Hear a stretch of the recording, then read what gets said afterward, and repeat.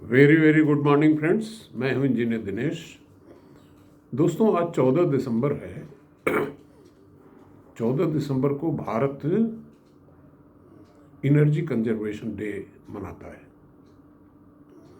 दोस्तों, इससे पहले कि मैं एनर्जी कंजर्वेशन के बारे में बात करूं, मैं एक चीज़ ये आपसे शेयर करना चाहता हूं कि भारत एनर्जी के मामले में विश्व का सर्वोत्तम देश बनने की तरफ अग्रसर है। और कुछ चीज़ें तो हमको विरासत में नेचर ने दी है जो शायद और लोगों के पास नहीं है। पहली चीज़ तो ये है कि हमारे यहाँ सनलाइट करीब करीब साल में 300 दिन तो मिलती ही मिलती है,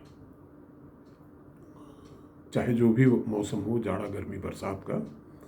दूसरी चीज़ ये है कि हमारे यहाँ जो टेम्परेचर्स हैं वो इस तरह के हैं कि हमारे भाई साहब एक जर्मनी में रहते थे, जब कभी इंडिया आते थे तो बताते थे, यार यहाँ बड़ी मौज है, चाहो तो एक लुंगी बंडी में पूरा साल काट सकते हो। और वहाँ जो है जर्मनी में कोट के ऊपर ओवरकोट पहनना पड़ता है, धूप देखने को नहीं मिलती। और मैं अमेरिका गया था कुछ दिनों के लिए 2 साल पहले, तो करीब करीब जाड़े गर्मी के जंक्शन पे गया था, तो शायद सितंबर अक्टूबर के महीने में।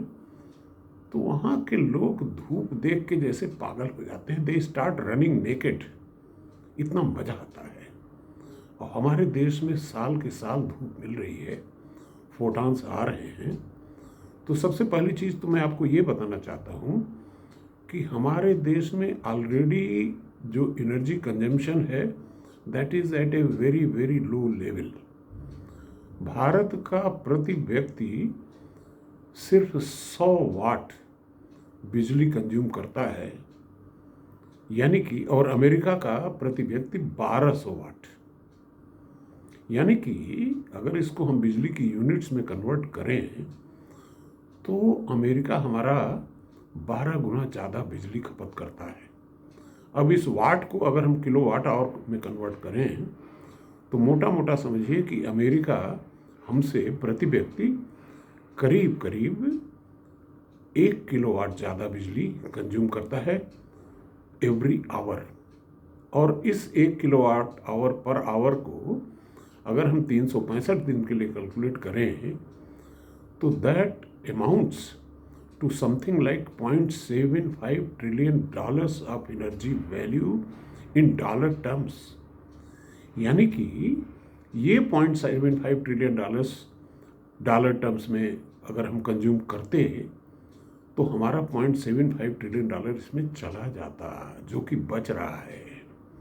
और इसको मैं कहूँगा these are the redundant Indian dollars when we compare India to US। क्यों? क्योंकि हम तो इतनी बिजली अपनी बचा रहे हैं ऑलरेडी थैंक्स टू द सन। जो हमारे सूर्य देवता हैं उनकी मेहरबानी से इतनी हम बिजली बचा रहे हैं। अगर हम भी एक ठंडे मुल्क होते अमेरिका की तरह से तो $0.75 ट्रिलियन 140 करोड़ लोगों को और खर्च करना पड़ता। जो हमारे अर्थशास्त्री हैं जो कहते हैं भारत की ट्रिलियन डॉलर्स में इकॉनमी बहुत नीचे है, अरे पहली चीज़ तो उनको ये समझना चाहिए कि हमारी जीडीपी पीपीपी $12.5 ट्रिलियन की ऑलरेडी है। $3.5 ट्रिलियन जीडीपी पीपीपी पे इंडिया सर्वाइव ही नहीं कर सकता, 140 करोड़ों का देश। इसलिए ये चीज़ हमारे अर्थशास्त्रियों को, पॉलिटिशियंस को, ब्यूरोक्रेट्स को समझने की ज़रूरत है कि we are better placed as compare to western countries in terms of energy. जितना उनको गर्मी पैदा करनी पड़ती है ठंड में, उतनी गर्मी तो हमारे लिए सूर्य भगवान वैसे ही फ्री में दे रहे हैं। पहली चीज़ तो ये। दूसरी चीज़ ये है कि एनर्जी कंजर्वेशन वो करें जो एनर्जी को वेस्ट कर रहे हैं।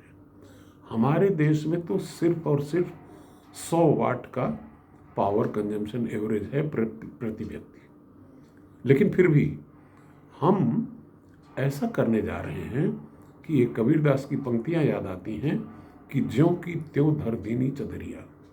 हम इस पृथ्वी पे आए हैं तो हम कोई कार्बन इमिट ही न करें। इस दिशा में हमारा प्रयास ये होना चाहिए कि जो भारत अभी चौथे स्थान पे है सोलर पावर के क्षेत्र में, उसे किस तरह से पहले स्थान पे पहुंचाया जाए। दोस्तों, जैसा कि मैंने अपने पहले इस लेक्चर्स में बताया कि भारत की स्थापित सोलर क्षमता 73 गीगावाट्स है, जबकि चाइना की 602 गीगावाट्स है, अमेरिका की 135 गीगावाट। लेकिन अमेरिका इसलिए हमसे आगे नहीं है क्योंकि हमारे यहाँ सोलर जो फोटॉन्स हैं, जो सूर्य की किरणें हैं, 12 मास आ रही हैं। अमेरिका में ये 12 मास नहीं आती और दिन के 7 घंटे एवरेज भी नहीं आता है। इसलिए the total energy produced through solar panels in India is better than US. लेकिन चाइना हमसे आगे है, हम 73 हैं, वो 602 है। तो इस 73 से हम कैसे 1000 गीगावाट्स पे पहुँचें, इस पे हमारा फोकस होना चाहिए। अडानी एनर्जी की जो क्षमता है अभी, वो सिर्फ 4 गीगावाट्स पर ईयर की है पैनल बनाने की। उसी तरह से पूरे भारत का अगर जोड़ लें आप, टाटा को भी ले लें, जितने लोग हैं, तो मेरे ख्याल से 10 गीगावाट से ज़्यादा की नहीं है। तो हमें बहुत तेज़ी से एटलीस्ट 100 गीगावाट्स पर ईयर की स्थापित क्षमता करनी पड़ेगी if we want to create alternate energy carbon free in a shorter period of time.